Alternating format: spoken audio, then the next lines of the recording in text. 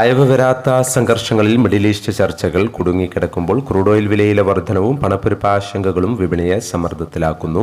ഇന്നലെ രാവിലെ സ്വർണ്ണവില പ്രഖ്യാപിക്കുമ്പോൾ അന്താരാഷ്ട്ര മാർക്കറ്റിൽ ഔൺസിന് $4,498 പരിധിയിലായിരുന്ന സ്വർണ്ണവില ഇന്ന് നേരിയ കുറവോടെ $4,483 പരിധിയിൽ എത്തി നിൽക്കുന്നു.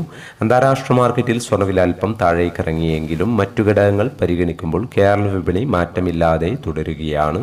ഇന്നലെ രാത്രി തങ്കവില ഗ്രാമിന് 14,930 രൂപയായിരുന്നു.